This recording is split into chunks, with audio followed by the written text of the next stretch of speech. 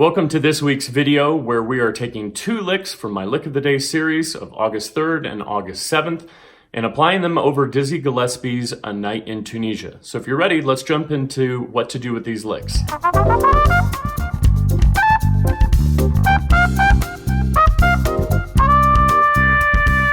Okay, so we are going to take two licks from the Lick of the Day series of August 3rd and August 7th of 2018. If you want to check out those original videos, I have those up here. I'm going to be taking these licks, I'm going to be putting them in a couple different keys. Then I am going to put it into context, which means that I'm going to try to play something of my own right before, then play the lick, then something right after of my own after the lick. This way I'm sandwiching the lick with ideas of my own, and hopefully the lick becomes a part of my own personal vocabulary. And then what I'm going to do is show you what I might do with those two licks and apply them over Dizzy Gillespie's A Night in Tunisia. Now, the strategies that I have used in the past couple videos on playing this lick in different keys, I followed strategies of going down by half step and going down by whole step. Then I had going around the cycle in fourths.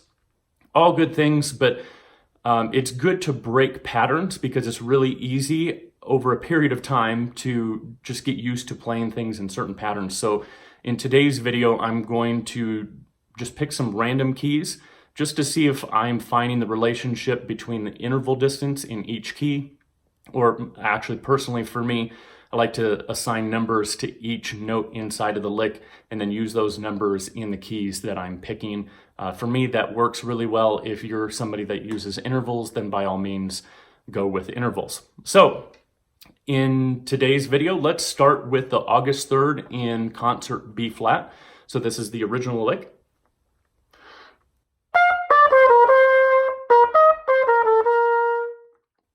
So now I'm going to pick a key that maybe I'm not the most comfortable with, so it's not going to be one of the easy keys to jump into. So let's pick concert E.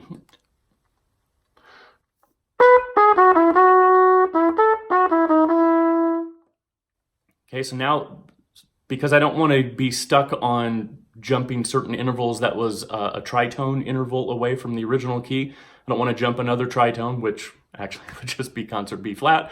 So let's take it down a half step. Let's take it up a half step. So this would be concert F.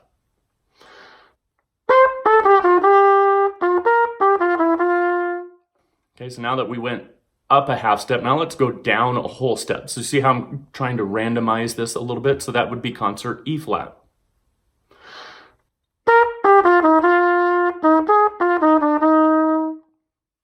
Okay, now I'm going to do the same thing with the August 7th lick, and hopefully I can remember the keys that I picked. So we had concert B flat, and I think we went to concert E, concert F, and then concert E flat. So I'm going to use those same keys for this August 7th lick.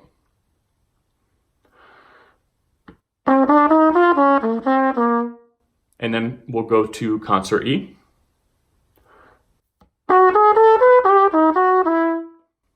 Concert F.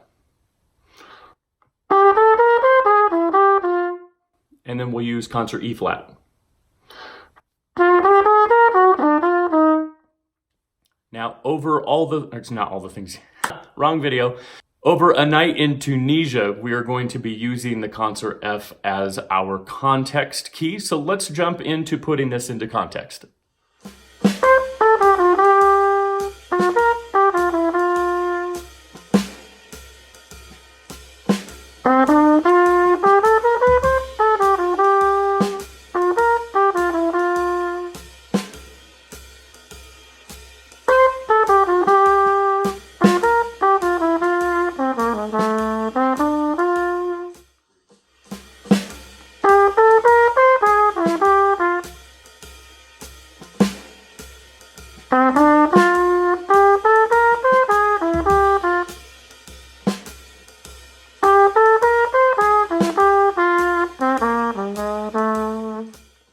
As you can see, it doesn't take much to put it into context of what you're putting before or what you're putting after. It just needs to be something that you're comfortable playing and something that you might play.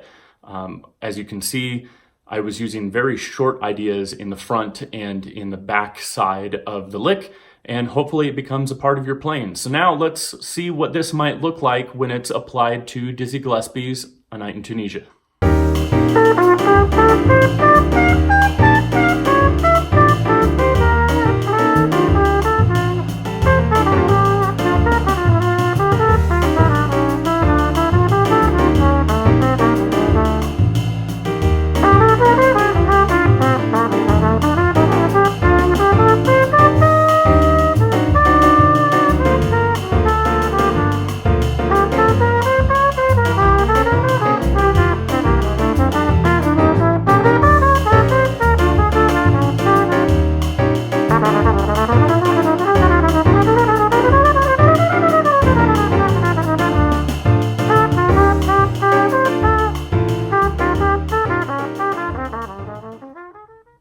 Thanks again for checking out this week's video on what to do with these licks as we have applied it to Dizzy Gillespie's A Night in Tunisia. If you've enjoyed this video, be sure to share it with other friends or musicians that you think might enjoy it. And as always, I'll see you next week.